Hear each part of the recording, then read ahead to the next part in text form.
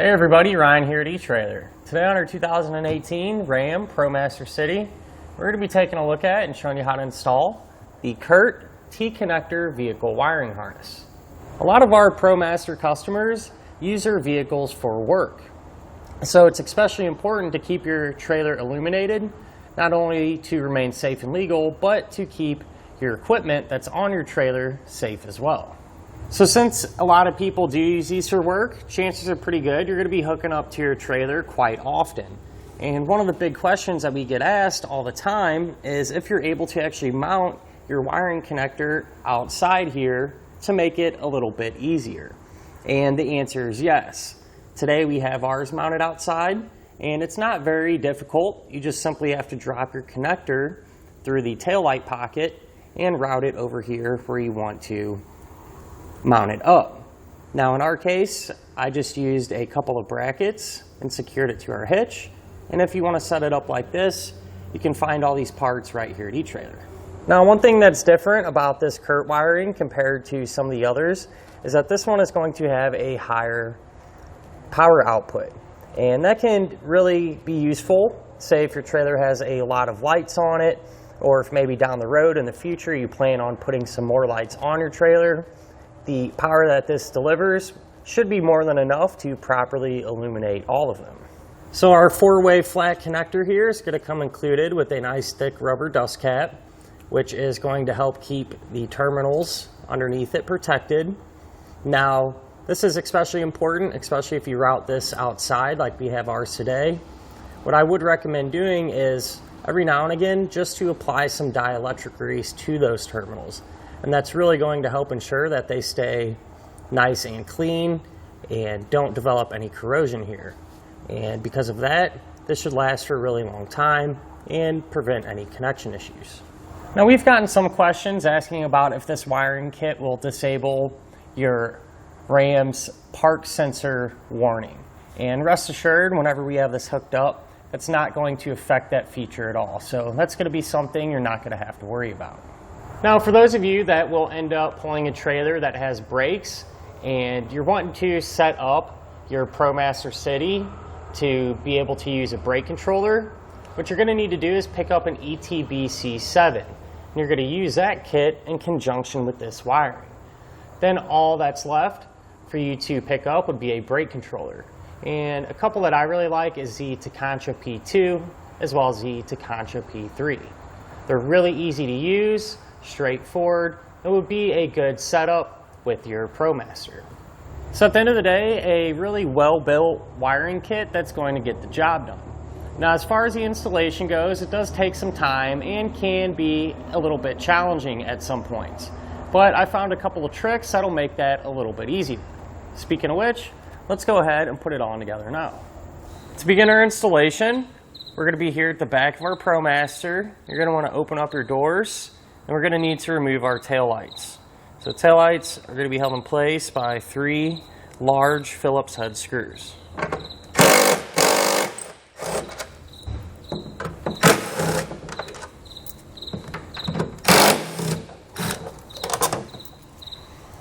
So once we have them pulled out, you can kind of close the door, maybe like halfway.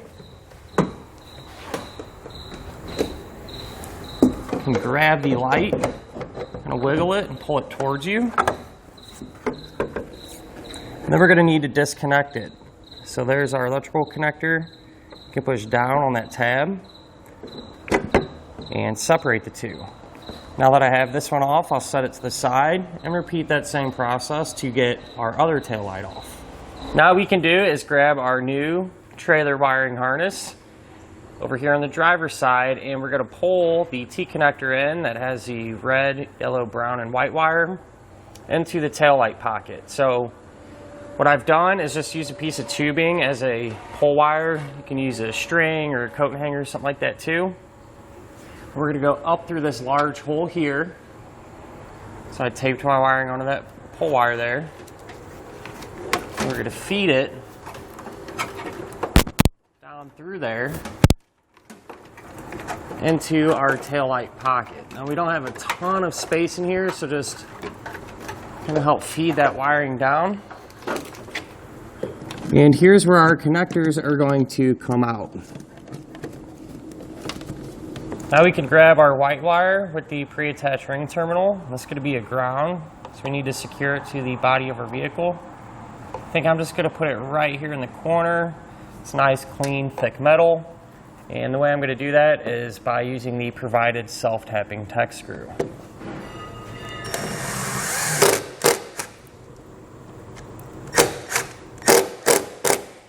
Since our customer wants his wiring connector here, the 4-pole, to be mounted outside, what we're going to do is take that 4-pole connector and again tape it to a fish wire, just like we did the other connectors a moment ago.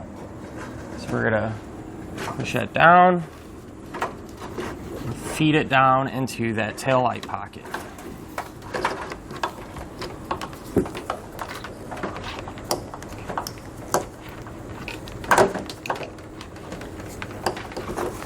So here's where our connector comes out, and what I'm going to do is take our 4-way flat, and just behind our bumper cover here there's a small opening.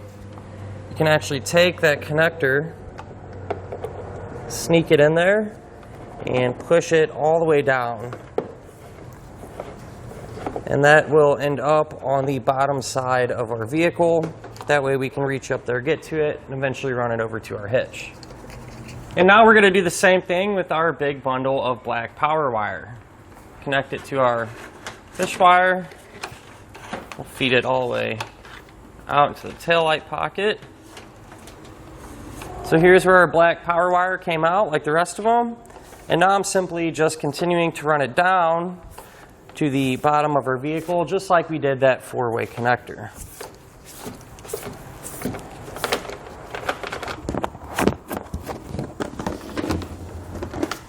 So now what we can do is get our black power wire connected to this black power wire that's coming out of our module box.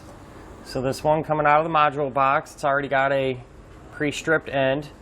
I'm going to take a heat shrink butt connector and crimp it on that end of the wire. Now the heat shrink butt connector doesn't come included.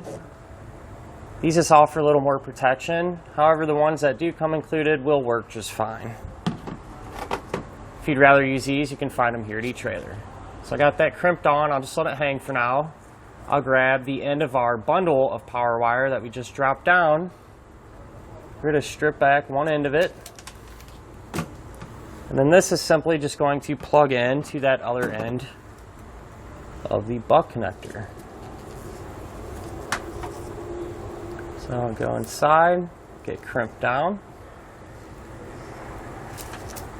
And I'll just grab my heat source to seal up our heat shrink ends.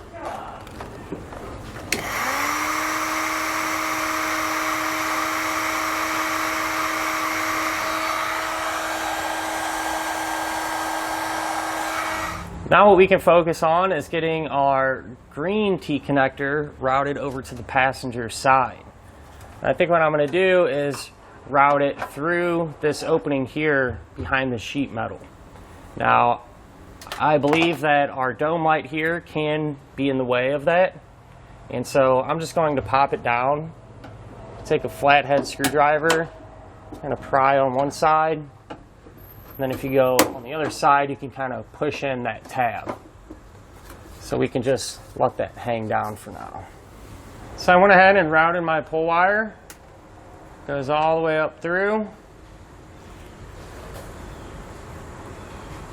and down and out of this square taillight opening here in the taillight pocket, just like the other side. So now that I have our wire attached to it, I can start to pull on it and actually feed that wire down into here where we can hook it up.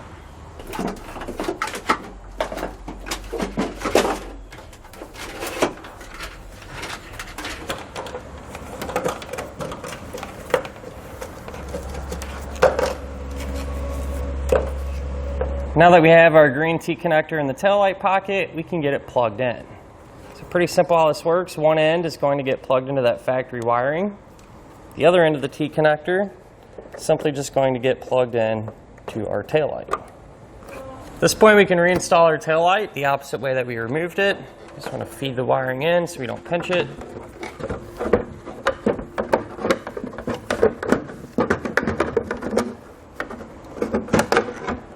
Again, you may have to kind of open up your door a little bit and find that sweet spot to get everything to line up.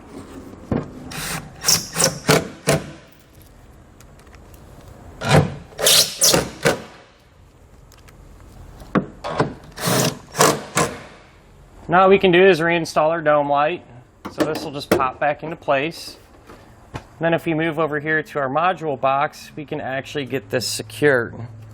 So what you're going to do is take the included two-sided sticky tape, peel off one side. You want to make sure the surface is nice and clean. Stick it to the module box. And inside, just inside of this pocket here, there's a nice flat surface. And that's where I'm going to stick our module box to. So I went ahead and used some rubbing alcohol to clean off that surface as well. And I'll just carefully place this inside and push it into position.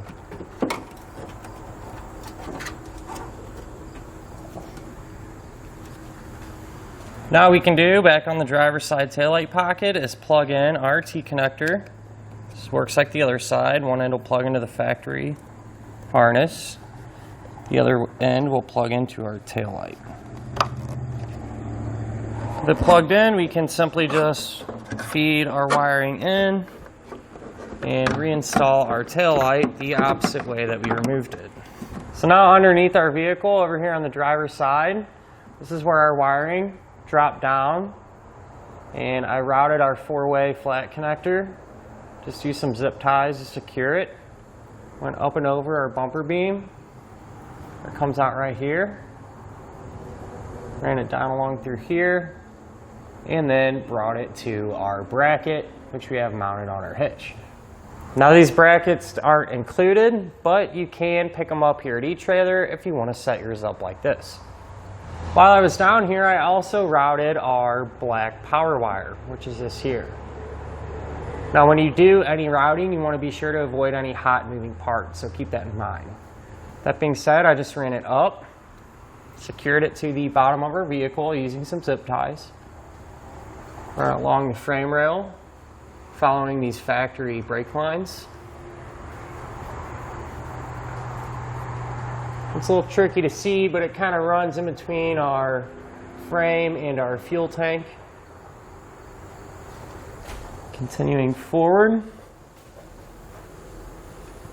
here's where our wire comes out. Drop it down, again following that brake line. And then I just took off, there's a few fasteners kind of holding this panel on. I just removed them so we could have a better look. But again, just continuing along those factory hard brake lines. And once we get right here, this is where our wire actually runs up into the engine bay by our battery.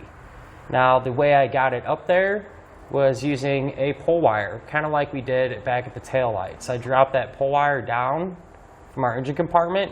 It came out here. I taped our wire to it, went back up top, and simply pulled it up where we need it to go. So now if we pop the hood in the engine compartment, here's where our power wire comes up. And what we're going to need to do is hook this to a fuse holder. That way we can put it to our positive battery terminal.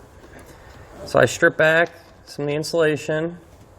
I take a heat shrink butt connector and crimp that on. The other end of the butt connector, we're going to take our included fuse holder.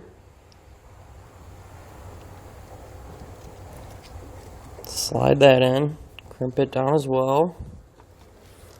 The other end of our fuse holder is going to receive a ring terminal. Let's slide that on, get it crimped. Then I can come back with my heat source and seal up our butt connector. At this point, we can hook our ring terminal up to the positive battery terminal. So I'm going to be removing this nut here using a 10mm. We pull this off. Some of these aren't designed to come completely off, at least very easily. So we'll find out if that's the case. If it is, you do have a solution. And you'll know that if the nut kind of just wants to stop turning, you kind of hit a hard spot. Feels like this one is going to come right off.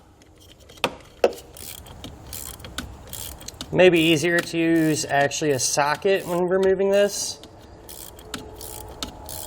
So the nut does indeed feel like it's going to come completely off, which makes life a little bit easier. Be very careful not to drop it. Probably be difficult to find if we did. So from here, we're just going to simply take our ring terminal and slide it over that stud. Then simply just re-secure our nut.